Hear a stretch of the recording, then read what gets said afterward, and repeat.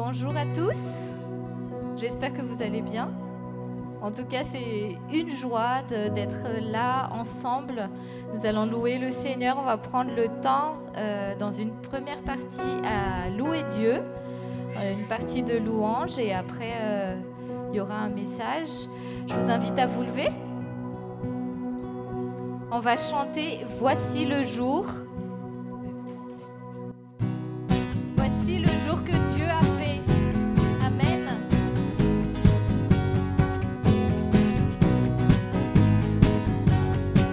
Oui, vous pouvez taper dans les mains si vous voulez. Mes soucis, je laisse au loin. Je me tourne vers demain. À toi, je remets mon être entier. Jésus. Amen. Mes mains sont tendues vers toi, croyant que tout vient de toi. Je sais que tout ce que tu as pour moi est bon, si bon. Voici le jour que tu as fait.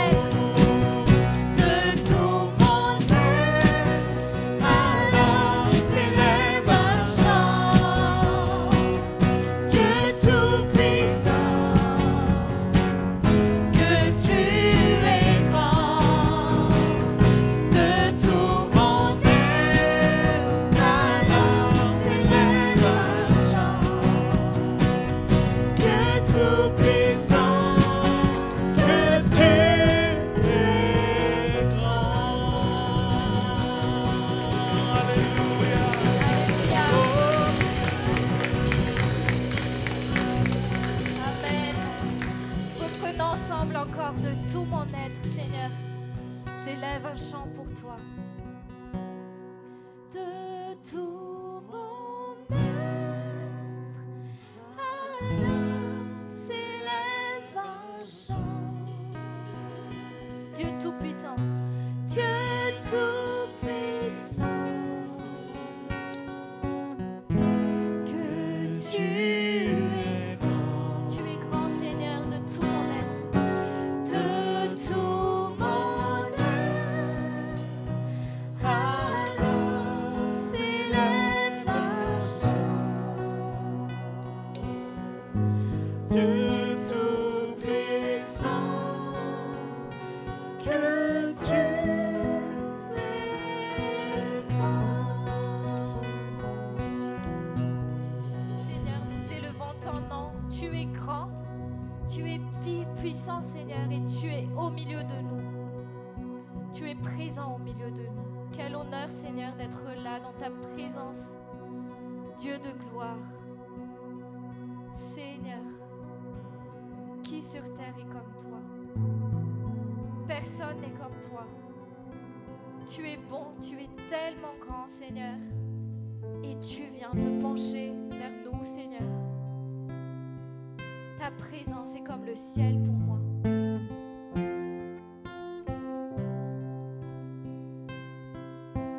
Qui sur terre est comme toi, Seigneur? Amour, beauté, infinie valeur. Mais ici rien ne peut me satisfaire.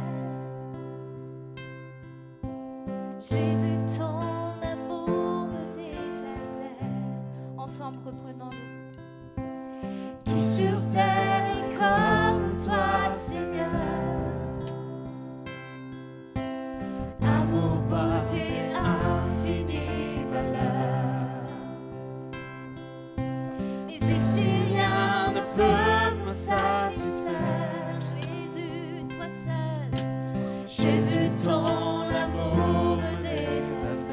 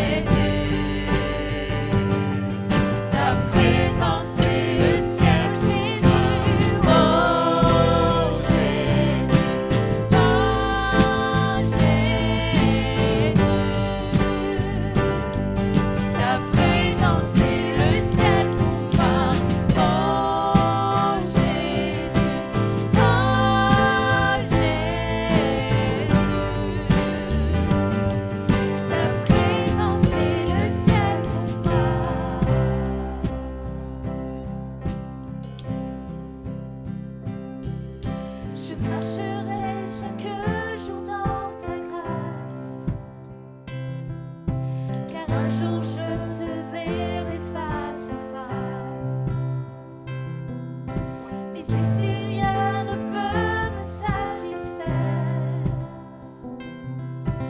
Jésus, ton amour me désaltère. Je marcherai chaque jour dans ta grâce, car un jour je te verrai face à face. Amen. Mais si rien ne peut me satisfaire,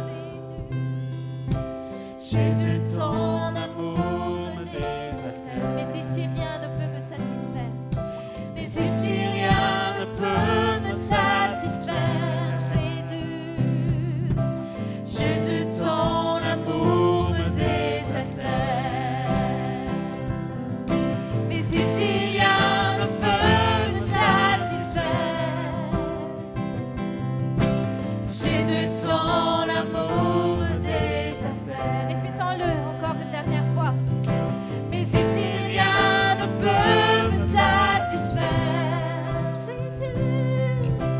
Jésus, ton amour me désaltère. Ta présence, c'est le ciel pour moi.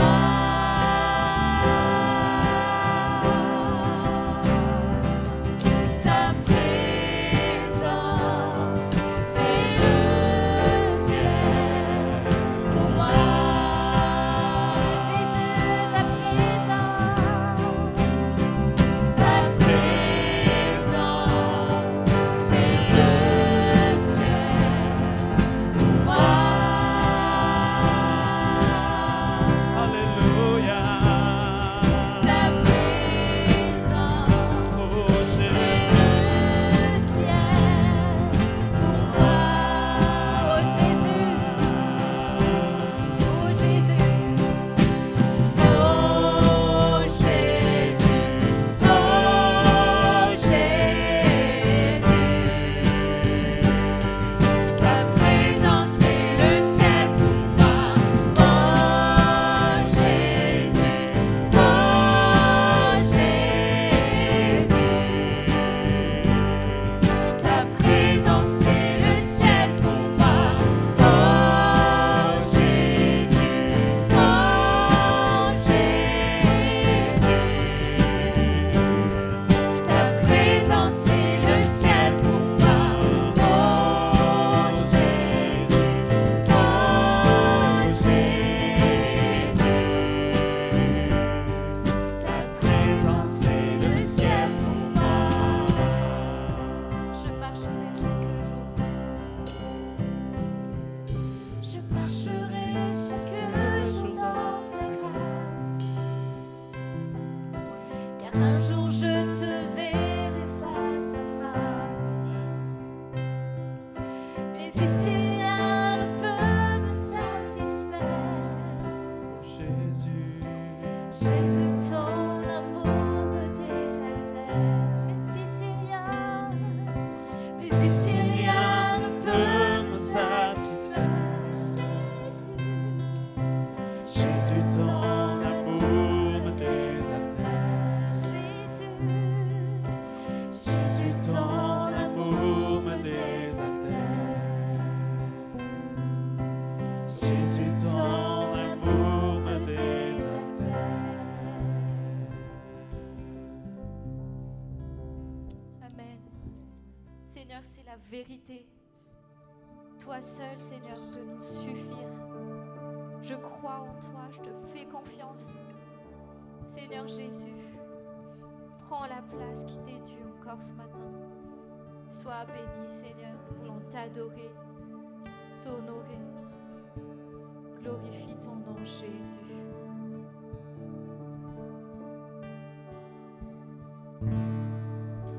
Là devant toi,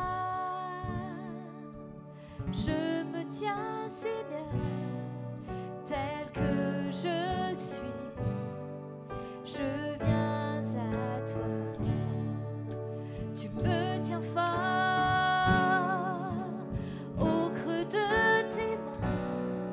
Je t'abandonne.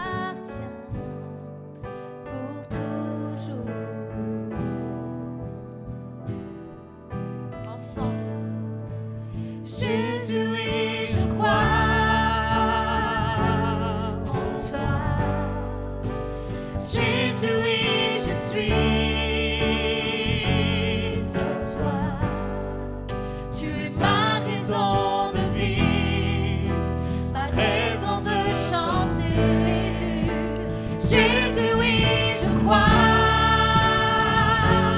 en toi. Jésus, oui, je suis à toi. Tu es ma raison de vivre, ma raison de chanter de tout mon être. Déclarons-le, je te suivrai, Seigneur. Je te suivrai là où tu iras, dans la détresse ou dans la joie. Je marcherai en suivant tes voies, en suivant tes voies. Tu es fidèle pour toujours. Amen. Jésus, oui, je crois en toi. Jésus, Jésus, oui, je crois en toi. Jésus, Jésus, oui, je suis à toi. Tu es ma raison de vivre, ma raison de chanter. Jésus, Jésus, oui, je crois en toi. Jésus, oui, je suis à toi. Tu es ma raison de vivre, ma raison de chanter de tout mon être. On va reprendre, je te suivrai, Seigneur. Je te suivrai là où tu iras, dans la détresse ou dans la joie. Je marcherai en suivant tes voies. Tu es fidèle pour toujours.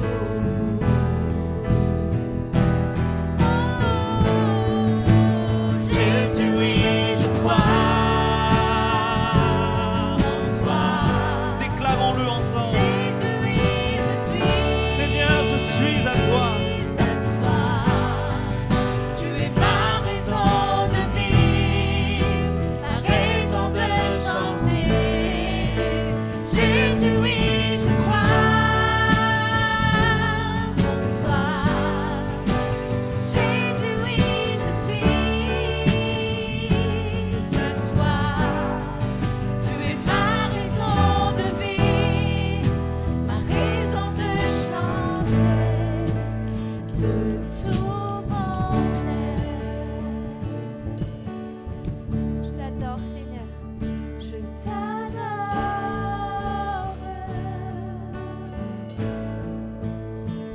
Je t'adore, Seigneur.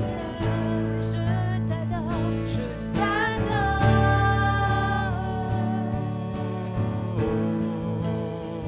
Je t'adore, Seigneur. Adorons-le. Je t'adore. Je t'adore, Jésus. Je t'adore, Seigneur. Je t'adore.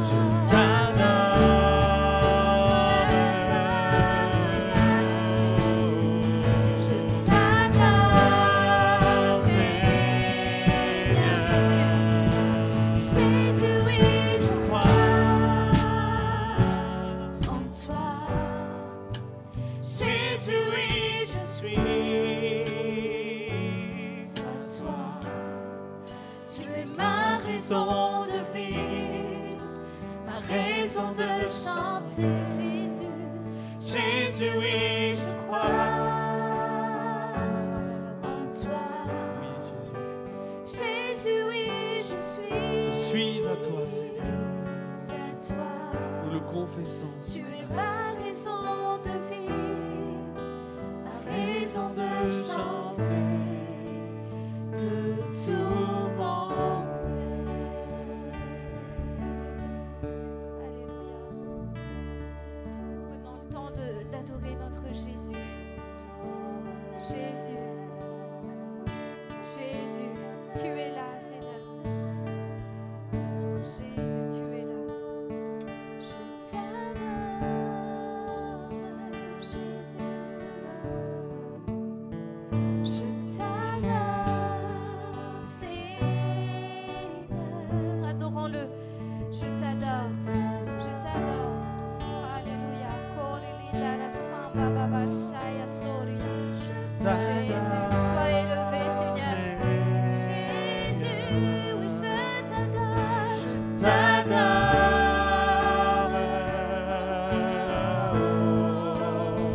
Je t'adore, Seigneur. Je t'adore. Je t'adore.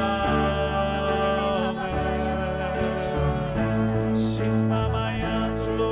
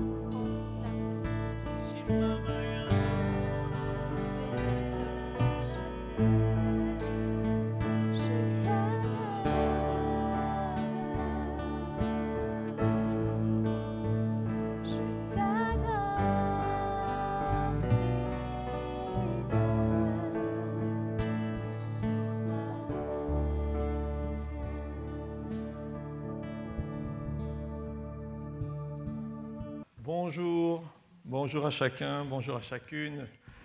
Eh bien, heureux de pouvoir se retrouver encore ce matin. Donc voilà, les semaines se suivent et ne se ressemblent pas. Hein. Quelqu'un parlerait d'habitude. Eh bien, nous, on arrive à ne pas être dans les habitudes, surtout dans le fonctionnement de l'Église. Donc c'est une bonne chose. En tout cas, on est heureux de pouvoir recommencer ces temps. Alors bien sûr, vous avez vu, on a dû se réorganiser. Maintenant, vous avez des rangées, donc voilà, c'est comme ça. Entre deux temps, vous avez des rangées où on ne peut pas s'asseoir, les rangées derrière et ainsi de suite. Le but étant que, on respecte les règles qui nous ont été prescrites.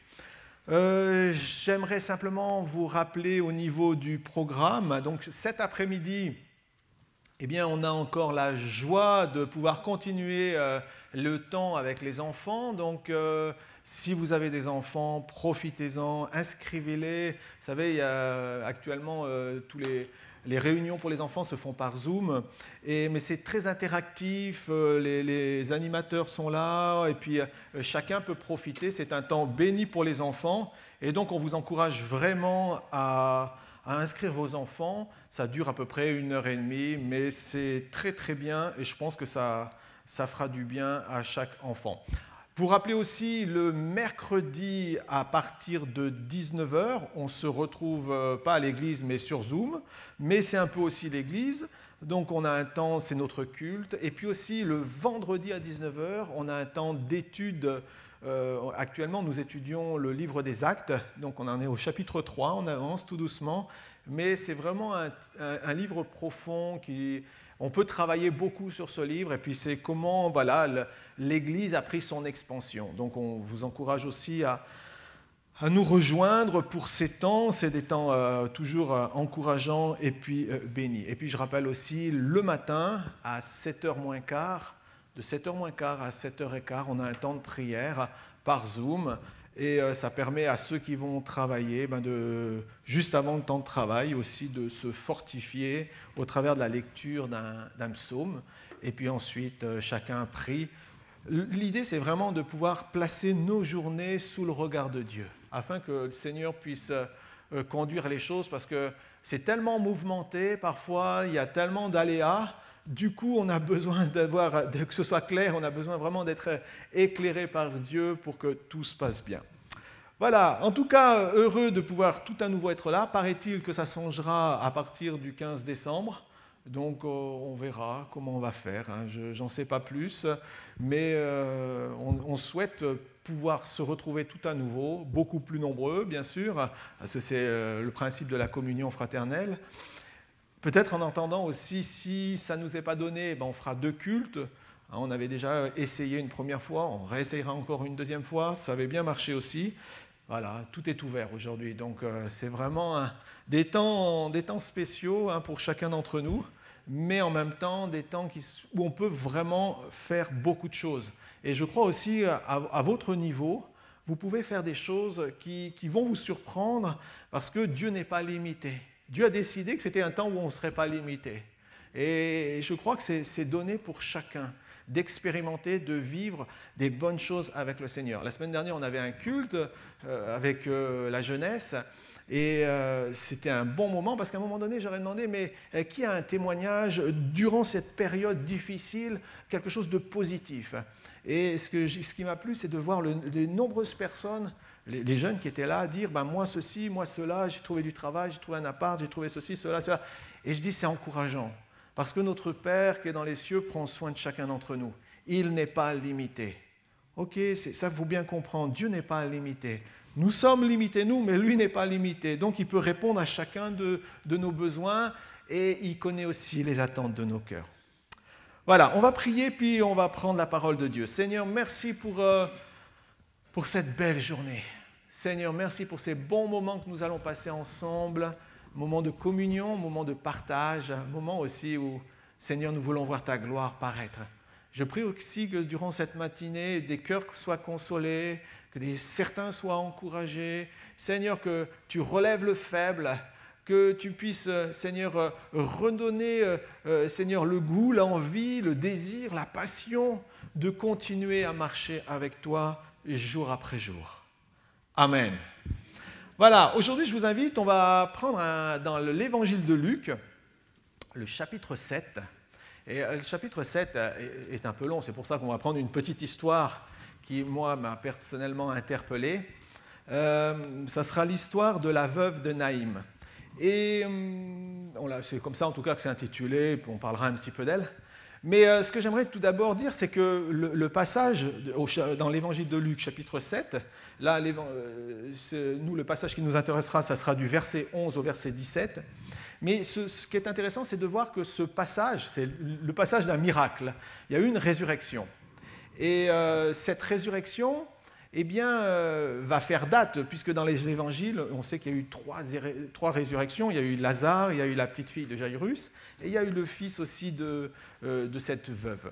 Mais pour commencer, on peut dire que d'abord ce passage est encadré par 2 autres passages qui, si on veut faire un petit peu la liaison de tout ça pour bien comprendre, c'est intéressant qu'on puisse situer le contexte. On voit que Jésus était d'abord, au début de l'évangile de Luc, au chapitre 7, il était d'abord à Capernaum. Et là, à Capernaum, il nous est dit qu'il y avait un officier romain qui avait un serviteur auquel il était attaché, et ce serviteur était tombé gravement malade. Et du coup, une délégation est allée voir Jésus, et il a dit, tu sais, Jésus, ce soldat, ce centenier, c'est quelqu'un de bien, et tout, il aide notre nation. Écoute, il aurait besoin que tu lui rendes un service, son serviteur est malade, est-ce que tu peux faire quelque chose? Et il nous est dit que Jésus s'est dirigé vers l'habitation de cet officier. Cet officier a envoyé un émissaire, il a dit, non, mais tu n'as pas besoin de venir. Moi, quand je donne un ordre, les soldats font ce que je dis. Donc, toi, tu as juste à dire quelque chose, et puis ça va se faire. Et Jésus a été étonné de voir la foi de cet homme. Et il va être étonné parce qu'il dit, mais cet homme a une grande foi. Et de là, il nous est dit que le serviteur de cet homme a été guéri. Ensuite vient l'histoire qui va nous intéresser, Mais je fais encore un petit saut, après on reviendra ensemble. Hein. Et il nous est dit dans le troisième passage, au verset 18 à 23, là une autre délégation est venue voir Jésus. Et cette délégation avait été envoyée par Jean-Baptiste qui était à ce moment-là emprisonné. Et avec une question, es-tu celui qui doit venir ? Donc des personnes sont venues le voir comme ça.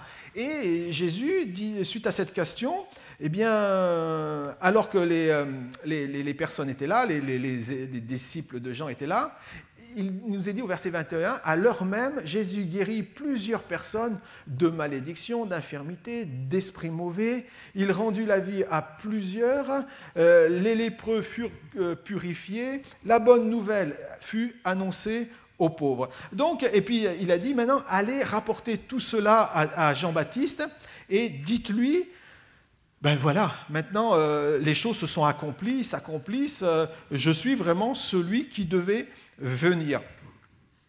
Ensuite, attendez, juste un instant, je me remets dans mes feuilles. Voilà. Ensuite, maintenant pour le passage qui nous intéresse, voyez-vous ce que je voulais faire ressortir ? C'était la notion des personnes qui viennent demander quelque chose au Seigneur. On va faire la lecture ensemble à partir du verset 11, parce que j'ai trouvé ce passage vraiment touchant de la manière dont le Seigneur vient et se laisse interpeller par la souffrance de ce monde. Donc au verset 11, le jour suivant, donc après avoir guéri le serviteur malade du centenier, le jour suivant, Jésus alla dans une ville appelée Naïm. Ses disciples et une grande foule faisaient route avec lui. Lorsqu'il fut près de la porte de la ville, voici, on portait en terre un mort, fils unique de sa mère, qui était veuve. Il y avait avec elle beaucoup de gens de la ville.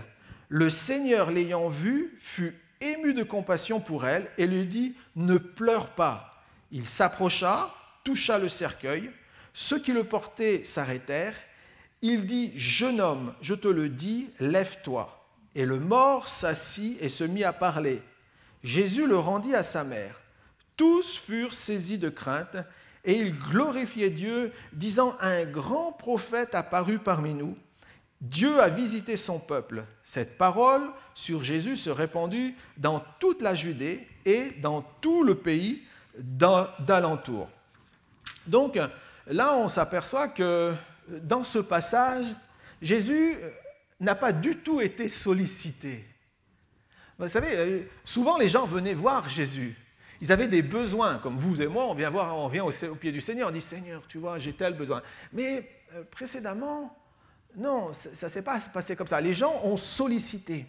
Et là, c'est Jésus, alors qu'il était à Capernaum, a quitté cette ville. Il nous est dit qu'il a fait bon nombre de kilomètres, s'est rendu à Naïm pour un rendez-vous spécial, pour rencontrer cette femme qui n'avait rien demandé, qui n'avait pas du tout envoyé d'émissaires vers Jésus en lui disant « Mais viens, j'ai besoin, viens pour mon fils, viens, il est mort peut-être ou malade gravement ».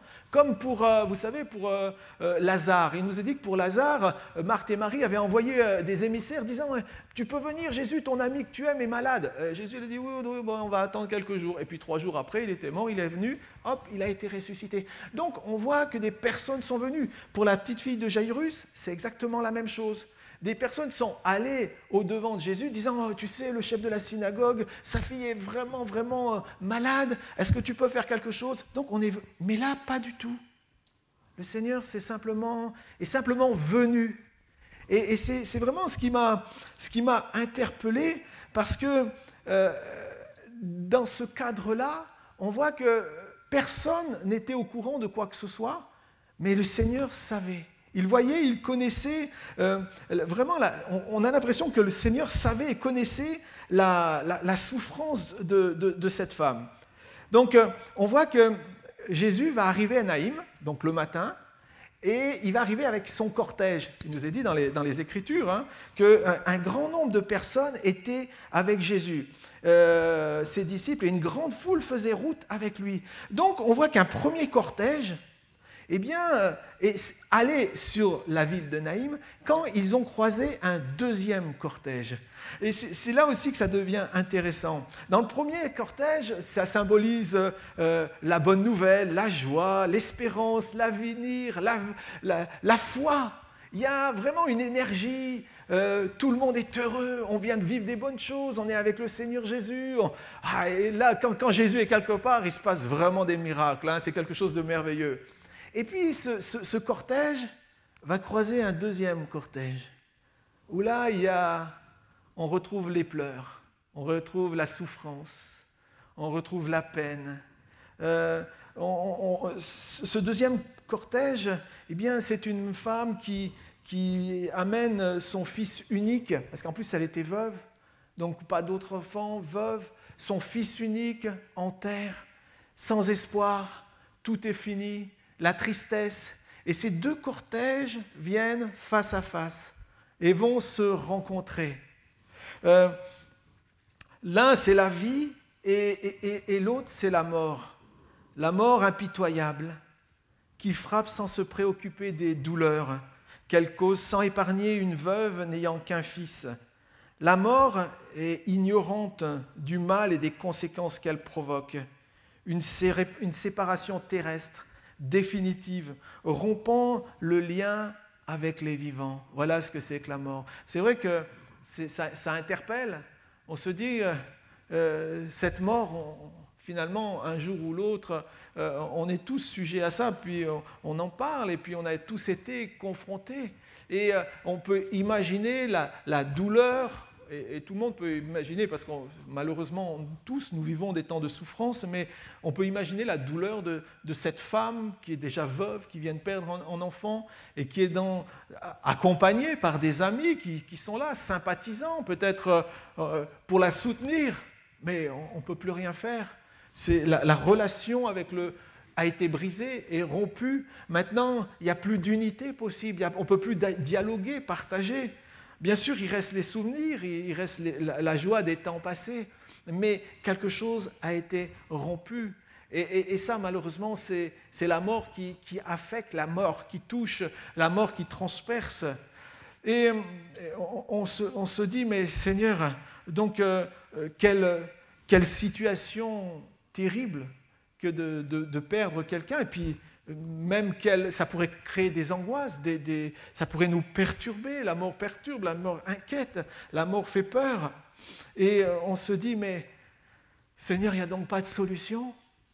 Mais quand on relit un peu plus notre passage, au verset 13, il est dit, « Le Seigneur, l'ayant vue, fut ému de compassion pour elle. » L'ayant vue. Et voyez-vous, moi je crois que Dieu avait entendu cette souffrance, avait entendu la souffrance de cette femme. Ça ne nous est pas dit comme ça, mais on voit qu'il a quitté précipitamment Capernaum pour se diriger vers Naïm pour une rencontre, pour rencontrer justement cette personne qui était dans la souffrance. Il l'a vue et il a été ému de compassion. Le Seigneur n'a pas été indifférent au poids du malheur qui pouvait accabler cette personne ou même qui accable chacun d'entre nous à un moment ou l'autre de notre existence. De tout temps, Dieu a vu l'homme se débattre avec son existence. De tout temps, il sait de quoi nous sommes faits. Il voit, il entend, il connaît les pleurs en silence, il connaît les cris de notre âme. Dieu connaît toutes choses. Il n'est pas, indifférent. Il connaît, il sait exactement ce que nous vivons, vous et moi. Il connaît les points de fracture de notre âme. Et dans ce cas-là, il avait entendu certainement les cris, les pleurs, la peine de cette femme. Il connaissait le souci, la situation de cette femme. C'est pour ça qu'il y a eu un temps de rendez-vous particulier, un temps de rencontre. Et moi, ça me fait penser qu'il y a toujours des temps où Dieu entend, Dieu sait par où on en est, où on traverse, les temps qu'on traverse, les difficultés, les épreuves. Nous ne sommes jamais en réalité seuls. parce que Dieu est là, il est à notre écoute. Lui, Jésus-Christ, il voit la solitude de cette femme, de cette mère, sa détresse, et cela va l'interpeller. Ce récit nous rappelle que le Seigneur se soucie de chacun d'entre nous, de ce que nous vivons, traversons dans certaines périodes de notre existence. Nos peines ne lui sont pas insignifiantes. Il ne faut pas croire que Dieu est perché là-haut dans son nuage, perdu au loin, loin des hommes, et attendant cette rencontre que nous aurons au jour du jugement ou quoi que ce soit. Non, il est déjà maintenant. Il sait ce qu'on vit, il sait ce qu'on traverse. Et du coup, le Seigneur veut vraiment toucher notre cœur, nous encourager et nous soutenir dans chacune de nos épreuves. Dieu n'est pas un Dieu indifférent et froid, un personnage lointain qui juge, rétribue uniquement en raison de nos bonnes actions ou de nos mauvaises actions. Il voit la détresse de chacun et de chacune. Et cela est suffisant pour que Jésus agisse de façon souveraine. Il est souverain en tout temps. Il sait ce que nous traversons. Il n'y a pas un instant, un moment où nous pouvons dire que nous avons été abandonnés de Dieu. Nous devons bien comprendre que l'Évangile nous est présenté justement pour nous rappeler cette proximité. Autant on peut croire qu'on est seul, et parfois malheureusement le monde pense être seul, les gens pensent être abandonnés. Mais la bonne nouvelle, c'est de nous rappeler que nous ne sommes jamais seuls, que Jésus est là, que Jésus est là. Il veut nous soutenir, il veut nous encourager, il veut nous aider. Il fut ému de compassion. Ça m'a rappelé dans le livre d'Exode au chapitre 3, quand Dieu est intervenu pour son peuple. Il nous a dit que Dieu avait vu son peuple qui souffrait. Pourtant, ce peuple, il ne nous a pas dit qu'il cherchait Dieu, qu'il obéissait, il ne nous a pas dit qu'il était fidèle. Non, Dieu a vu ceux qui souffraient. Et Dieu voit ceux qui souffrent, ceux qui sont dans la peine. Et Dieu voudra toujours secourir le malheureux, le nécessiteux, celui qui est dans l'angoisse. Le Seigneur veut être son soutien, veut le relever. Pour le peuple, pas question de fidélité, d'obéissance de sa part, mais uniquement parce que Dieu avait vu sa souffrance, la souffrance du peuple, alors il est intervenu. Il est venu pour l'aider. La première action de Dieu vis-à-vis de nous, c'est l'amour qu'il nous porte. Nous sommes ses créatures et parce qu'il nous a créés, alors il veut le meilleur pour nous-mêmes. De même, Jésus a vu. Il n'est pas resté qu'un simple spectateur inactif, impuissant, comme la foule qui ne pouvait rien faire. Il a vu, il a su qui était en souffrance. Il ne connaissait pas cette femme, mais il a tout de suite su.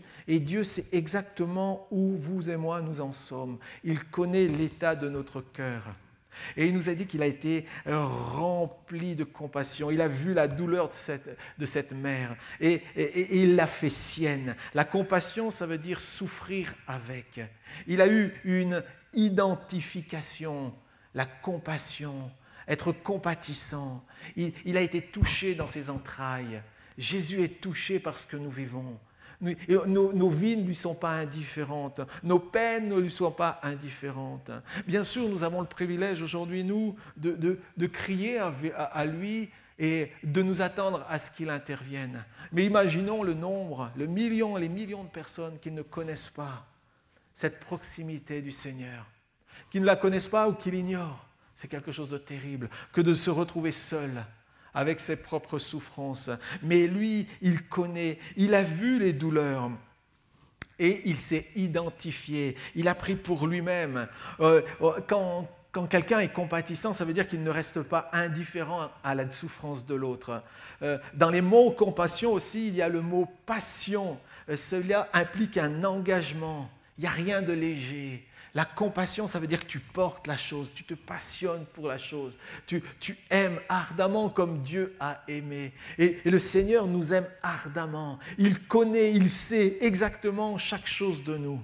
Et c'est pour ça qu'il ne veut pas nous délaisser, nous abandonner. Il veut être notre secours à chaque instant, à chaque heure.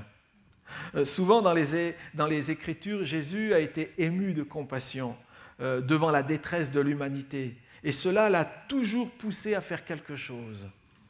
Par exemple, quand il a été ému de compassion, il a agi, il s'est impliqué, il n'a pas fait semblant. Regardez, par exemple dans Matthieu 9, versets 35 et 36, il nous est dit « Prêchant la bonne nouvelle du royaume, guérissant toutes les maladies et toutes les infirmités, et voyant la foule qui venait à lui, il fut ému de compassion pour elle, parce qu'elle était languissante, abattue, comme des brebis qui n'avaient point de berger. » Il voit les gens. Là, il ne nous est pas parlé de personnes, de péché, de ceci, de cela. Non, il voit simplement la souffrance des gens. Et par rapport à cette souffrance, il est touché, il était affecté. Comme il a vu la souffrance de cette femme qui était là, languissante, peut-être qui pouvait même plus pleurer parce qu'elle avait pleuré toutes les larmes de son corps. Mais le Seigneur voit chacune de nos étapes de vie, chaque passage de notre existence. Il n'est pas ignorant de ce que vous et moi vivons. Et ça devrait nous encourager, parce que nous ne sommes jamais seuls. Dans Matthieu 14, il est dit « Quand il sortit de la barque, il vit une grande foule et fut ému de compassion pour elle. Et il guérit tous les malades. » Et suite à ça, il va même y avoir le miracle des 5 pains et de 2 poissons, parce qu'ils étaient tellement nombreux, tous là dans la tente. Et là, il a été touché. Et le cœur du Seigneur Jésus n'a toujours pas changé. C'est toujours le même cœur rempli de compassion pour chacun d'entre nous. Et il se passionne pour vous et pour moi. Il se passionne pour chacun, afin que nos vies soient guéries, restaurées, encouragées. Il ne veut pas nous laisser seuls. Dans Marc aussi, chapitre 1er, versets 40 à 41, il nous est dit qu'il y avait un lépreux qui est venu à lui et qui s'est jeté à genoux. Il lui a dit d'un ton suppliant, « Si tu le veux, tu peux me rendre pur. » Et Jésus a été ému de compassion. Il a étendu sa main, il a touché un lépreux et il a dit « Je le veux, sois pur. » Et aussitôt, la lèpre l'a quitté. Et la compassion de Jésus agit toujours.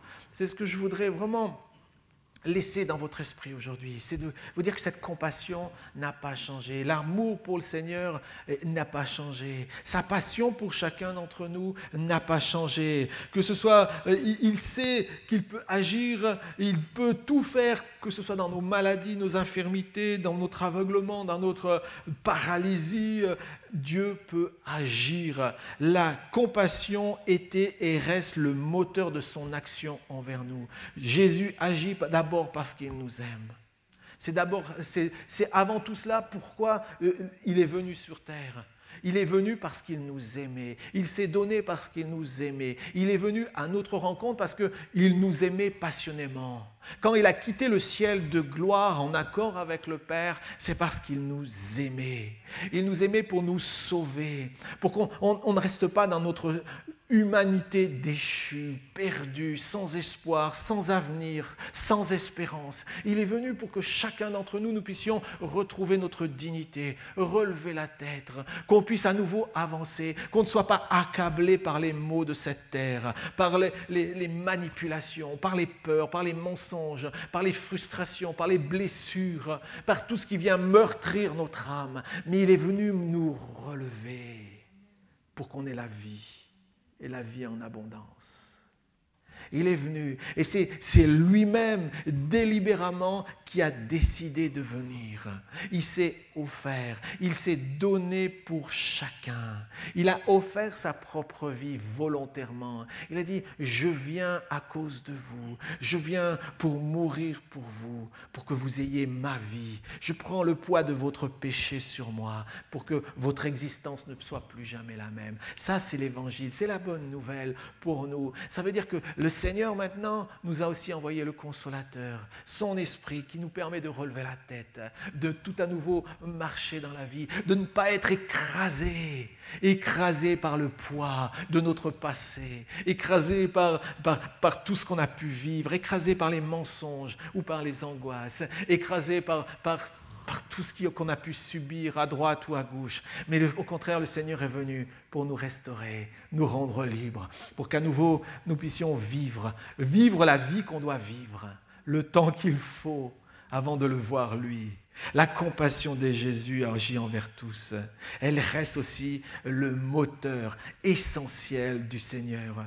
La compassion est une constante dans la Bible, car Dieu sait de quoi nous sommes faits. Il connaît nos faiblesses et compatit toujours à nos douleurs. Nous ne sommes pas seuls, jamais seuls. Vous n'êtes jamais seuls et perdus dans nos douleurs. Dieu se tient près de chacun d'entre nous. Nous devons avoir cette conscience qu'il est là, toujours à notre côté. Et il veut nous consoler si nous faisons appel à lui. Dans le psaume 79, verset 8, il est dit « Ne te souviens plus de mon péché passé, mais que tes compassions viennent en hâte au-devant de moi. » Que tes compassions viennent. Ça, c'est le cri du psalmiste. Que tes compassions viennent. Dans le psaume 103, verset 8, il nous est dit que l'Éternel est miséricordieux et compatissant. Il est compatissant. Comme un père a compassion de son enfant, l'Éternel a compassion de ceux qui le craignent. La compassion de Dieu. La crainte, ça veut dire que je recherche Dieu, j'aspire à lui, je demeure, oh Seigneur, j'aspire tellement à te voir à l'œuvre dans ma vie. J'ai tellement besoin de toi. Alors, son secours est proche. Dieu interviendra.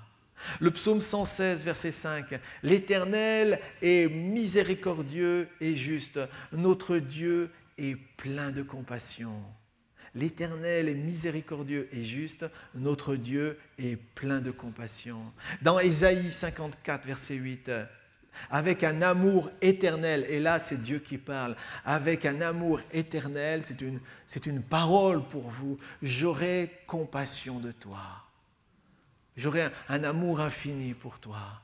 Je te soutiendrai, je t'aiderai, parce que je veux me passionner spécialement pour toi. Ne pas t'abandonner, que tu ne vives pas ta vie en solitaire, abandonné. Et dans Lamentation de Jérémie, chapitre 3, verset 22, « Les bontés de l'Éternel ne sont point épuisées. Ses compassions ne sont pas à leur terme. Ses compassions ne sont pas à leur terme, mais elles se renouvellent chaque matin. Chaque matin, tu peux être au bénéfice des compassions de Dieu. » Le cœur du Seigneur. Il a entendu les cris, peut-être. Il a entendu les pleurs. Et il a quitté Capernaum. Il aurait pu y rester tranquillement, mais il a quitté parce qu'il a su qu'à Naïm, quelqu'un était dans la souffrance. Une veuve, une femme qui avait tout perdu, l'essentiel même de son existence, le plus précieux de sa vie, tout était perdu. Et le Seigneur promptement s'est levé et est venu à Naïm pour rencontrer cette femme. Voyez-vous, il n'y a pas eu de personne qui est allée le chercher. Non, il savait. Parce que ses compassions vis-à-vis de nous veulent se renouveler chaque matin. C'est chaque matin que Dieu veut être attentif, à l'écoute, et qu'il veut nous faire goûter ses bontés et chacun de ses bienfaits. Au verset 13 de ce passage, il va dire « Ne pleure pas ». Tout de suite, quand il est arrivé, son regard s'est porté vers cette femme. Il est venu pour l'encourager, il a dit « Ne pleure pas ». Déjà depuis la veille, je vous l'ai dit, il avait entendu la voix de cette femme, les pleurs de cette femme. Dans le psaume 6, verset 9, il nous est dit « Car l'Éternel », je crois que c'est des versets comme ça qui sont forts.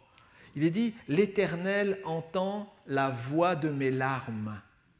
L'Éternel exauce mes supplications. Éternel, accueille ma prière. » Il n'y a pas eu meilleur émissaire que les larmes de cette femme. Il n'y a pas eu meilleur émissaire que le cœur d'une mère. Il n'y a pas eu plus grand porte-parole qu'une souffrance et qu'une prière qui s'élève à Dieu. Et le Seigneur a accouru.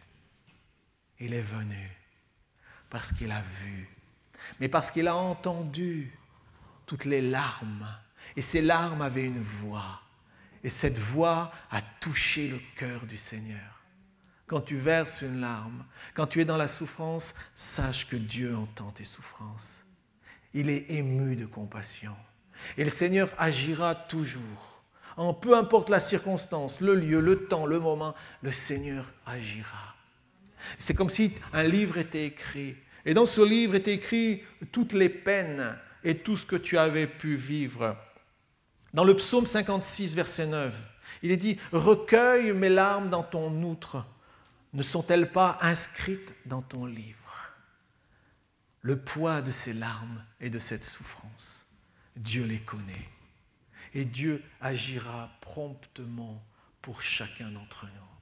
Il ne nous laissera pas dans notre état. Homme ou femme, vous savez, parfois on peut avoir de la fierté. Mais il est dit, va dans ta chambre, ferme ta porte et prie ton Père qui est là. Et ton Père qui est dans les cieux entend la voix de ta larme, de ton cœur. Il va entendre les paroles, les prières qui vont s'élever jusqu'à lui.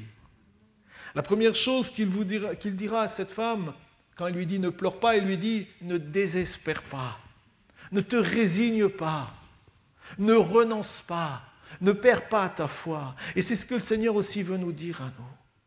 Oui, des épreuves nous en avons, des difficultés, la perte d'un être cher, des situations complexes, nous en vivons et nous en aurons. Mais ne renonce pas, n'abandonne pas. Car je suis là. Je suis là exprès pour te consoler, pour te soutenir, pour t'aider. Parce que, c'est important de le savoir, Jésus est le prince de la vie. Dans Apocalypse 1, verset 18, il est dit que Jésus tient les clés de la mort et du séjour des morts. Et pour nous chrétiens, c'est la chose la plus importante à savoir. C'est que jusqu'à un moment donné, la mort était sous une autorité. Mais maintenant, Jésus a repris l'autorité. Et en prenant l'autorité, c'est pour ça qu'il va prier et il va aller chercher cet enfant pour le ramener à la vie. C'était le signal comme quoi il avait autorité sur la mort. Il tient les clés maintenant du séjour des morts. C'est pour ça que nous savons que nous avons une espérance. Ceux qui sont partis dans le Seigneur partent avec une pleine espérance, qu'ils seront auprès de Dieu. Et ça doit nous encourager. Pour nous, aujourd'hui, il est dit ne pleurez pas comme ceux qui n'ont pas de point d'espérance. Je vais venir pour vous réunir pour toujours avec moi dans la maison du Père, là où il n'y aura plus ni deuil, ni cri, ni larmes. Parce qu'il y a une promesse de Dieu pour chacun. Dans l'Apocalypse, chapitre 21, versets 3 à 5, « Il habitera avec eux, et ils seront son peuple, vous et moi. Dieu lui-même sera avec eux. Il essuiera toute larme de leurs yeux, et la mort ne sera plus. Il n'y aura plus ni deuil, ni cri, ni douleur, car les premières choses auront disparu. Tout cela aura disparu. Nous serons dans sa présence. Plus de pleurs, plus de gémissements.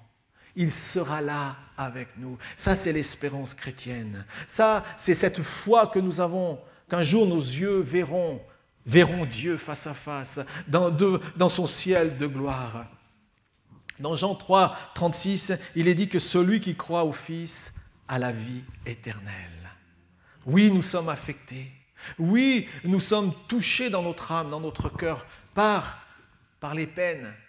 Mais nous avons une espérance. Le Dieu de compassion est venu à nous. Il nous a touchés, transformés, pour qu'un jour nous soyons avec lui dans son ciel de gloire. Et c'est formidable de le savoir. Nous avons une espérance. Nous ne sommes pas le néant. Nous ne partirons pas dans le néant. Nous partirons auprès de Dieu, dans un repos éternel. Versets 14 et 15. Il toucha le cercueil et dit « Jeune homme, je te le dis, lève-toi. » Et le mort s'assit et se mit à parler. Et Jésus rendit le mort à sa mère. Jésus est vainqueur sur la mort. Par sa puissance, il a retiré l'enfant de ce lieu où il se trouvait. comme Lazare, comme la petite fille de Jairus, comme ce jeune homme. C'était une préfiguration, en fait. C'était pour nous annoncer, voilà ce que je vais réaliser. Voilà ce que je vais faire pour l'humanité. Voilà le projet du Père pour chaque homme, chaque femme. C'est de ne pas rester dans le séjour des morts, mais c'est qu'un jour, il soit pleinement avec moi dans la gloire. L'espérance, la joie qu'un jour nous serons avec Dieu. Alors oui, il y a beaucoup de choses qui peuvent nous interpeller, nous effrayer, nous inquiéter. C'est pour ça que la Bible nous a été donnée pour nous rassurer. Nous sommes établis en Jésus-Christ. Nous croyons fermement que la parole de Dieu est vraie. Nous croyons que Jésus-Christ est le vainqueur sur la mort, le grand vainqueur, qu'il a vaincu la mort parce que la mort n'a pu le retenir, la mort n'a pu le garder. Il est resté 3 jours dans le tombeau et il est remonté dans la gloire, ressuscité. Et maintenant, il emmène avec lui tous les rachetés. Tous les rachetés. C'est quelque chose de merveilleux. L'espérance chrétienne est quelque chose de merveilleux. La foi en Dieu est quelque chose de merveilleux. Le salut en Jésus-Christ est quelque chose de merveilleux. Car par Christ, nous sommes sauvés. Sa voix a eu un écho quand Christ a dit « jeune homme ». Quand il l'a interpellé, on voit que sa voix a eu un écho jusque dans le séjour des morts. Et il l'a ressuscité. Et Jésus a encore aujourd'hui pouvoir. Et il l'a pour l'éternité. Maintenant, il a pouvoir sur la mort parce qu'il a triomphé d'elle. Dans 1 Corinthiens 15, versets 51 à 57, il dit « Voici, je vous dis un mystère. Nous ne mourrons pas tous, mais tous nous serons changés en un instant. En un clin d'œil, à la dernière trompette. Alors, quand la trompette sonnera, les morts ressusciteront incorruptibles et nous serons changés. Car il faut que ce corps corruptible révèle l'incorruptibilité et que ce corps mortel revête l'immortalité. Lorsque ce corps corruptible aura revêtu l'incorruptibilité et que ce corps mortel aura revêtu l'immortalité, alors s'accomplira la parole qui est écrite, la mort a été engloutie dans la victoire. Ce corps va disparaître parce que c'est le lot, mais nous aurons un corps incorruptible, un corps qui ne mourra jamais, un corps qui sera à la gloire de Dieu, un corps où il n'y aura ni pleurs, ni souffrance, où nous ne subirons pas de tribulation, un corps qui ne sera pas assujetti à tous les maux de ce monde. Jésus rendit l'enfant à sa mère. Il l'a renvoyé à sa mère. Le Fils est revenu à la vie et l'amour était à nouveau là. Le Seigneur veut nous rappeler que rien n'est fini sur terre. Il demeure souverain pour faire ce qu'il veut. Et que nous rappeler aussi que l'espérance chrétienne, l'espérance en la vie éternelle est accessible à chacun. Dans 2 Corinthiens 4, 14, sachant que celui qui a ressuscité le Seigneur Jésus nous ressuscitera aussi avec Jésus et nous fera paraître avec vous en sa présence. Et dans Jean 11, 25, « Je suis la résurrection et la vie. Celui qui croit en moi vivra, même s'il meurt. Et quiconque vit et croit en moi ne mourra jamais. » Ne mourra jamais. Ces 2 cortèges se sont croisés. Et là, le cortège de la vie a rencontré le cortège de la mort. Mais c'est le cortège de la vie qui a été le plus fort. Christ sera toujours le plus fort. Christ est vainqueur sur tout ce qui nous a affectés, touchés. Il a vaincu la mort. Et maintenant, nous pouvons le célébrer. Ce Fils est remonté du séjour des morts par l'autorité de Jésus. Il a été redonné à sa mère. Et sa mère a encore pu bénéficier de voir la joie de son Fils, de le voir vivant avec lui. Ça, c'est le miracle de Dieu. Mais cette femme n'a rien demandé au départ. Ça veut dire que le Seigneur connaît exactement chaque personne. Elle n'est pas allée crier. Elle était tellement abattue. Elle n'avait plus que ses larmes. Même pas un mot. Ça veut dire que le Seigneur connaît toutes choses de chacun d'entre nous. Nous ne sommes pas abandonnés. Nous ne sommes jamais seuls. Et c'est pour ça que Dieu veut nous encourager à lui faire confiance, à demeurer dans sa confiance, à lui demeurer attaché, à lui demeurer fidèle. Il est le grand vainqueur. Cet homme, ce jeune est revenu à la vie. Et il nous est dit que la bonne nouvelle s'est répandue partout. Quand la vie de Christ vient quelque part, c'est une vie en abondance que nous recevons, qui transforme nos cœurs, nos pensées, notre mentalité, nos façons de dire, de faire, de voir, de goûter. Notre existence est transformée. C'est pour ça qu'il est tellement important de lui faire confiance, de demeurer unis à lui, malgré les épreuves, malgré les craintes, malgré tout ce qu'on peut entendre autour de nous, restons attachés à Christ. Amen. On va prier un instant. Seigneur, merci parce que avec toi, la mort a cessé d'être la mort. La mort a cessé d'être cette mort qui nous séparait éternellement de toi. Seigneur, nous avons une espérance, et cette espérance, elle est en toi. Père, je te remercie parce que c'est toi qui touches nos vies, qui touches nos cœurs. Et personne dans ce lieu ne peut dire « Dieu m'a abandonné ». Parce que Dieu s'intéresse à chacun. Dieu est ému de compassion pour chacun d'entre nous, pour tout ce que nous vivons, chaque passage de notre existence. Dieu veut nous encourager, Dieu veut nous soutenir. Le Seigneur est là, il a pris le prix pour chacun de nos vies, pour chacun d'entre nous. Il est venu pour qu'on soit libre, libre, libre. Jésus, t'accueillons encore aujourd'hui.